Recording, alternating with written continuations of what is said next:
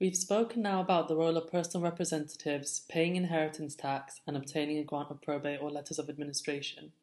The next thing to speak about is actually administering the estate once the grant has been obtained. I refer to this briefly as consisting of three things: collecting in the assets, paying out the liabilities, and distributing the estate. Today, I will be going into a little bit more detail about each of these three prongs.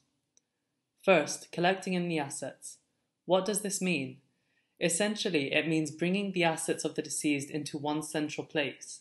This will involve, for example, selling the deceased's property, closing the deceased's bank and savings accounts, selling any shares, encashing investments, and collecting the closing balances of all these accounts into, ideally, one central place. When a solicitor is involved, the money from a deceased person's estate will come into the firm's client account, ready for paying out liabilities and distributing the estate in due course. Collecting in the assets is not just about selling assets and collecting the money in the literal sense.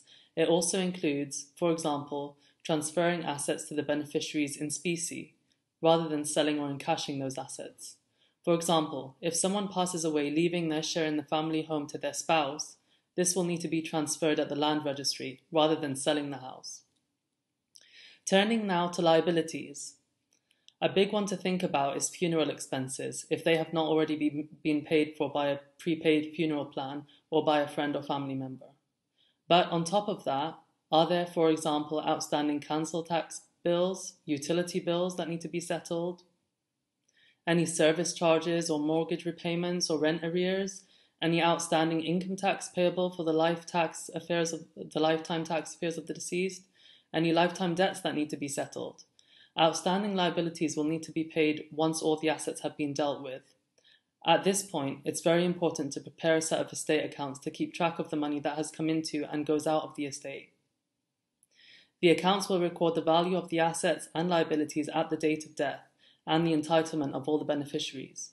This will be extremely useful for the final stage of the administration and to keep track of any loose threads that need addressing before concluding the administration. Finally, and once the accounts are approved by the personal representatives of the estate, funds need to be distributed to the beneficiaries as per the terms of the will or the intestacy rules if there is no will. Any pecuniary legacies will need to be paid too, ideally before the residue is distributed. And that, broadly speaking, is a whistle-stop tour of the administration of an estate and post-grant work. I have glossed over a lot of nuances, but I'm sure that you will still gather that there is a lot of work involved. It's often complex and there's a lot to think about to make sure that an administration can be brought to a conclusion successfully. If you would like to speak to us about any of the issues I've raised this week, we are now offering free 20-minute consultations which will hopefully help to guide you in this vast area of law. If this is something you are interested in, please call us or visit our website for help booking.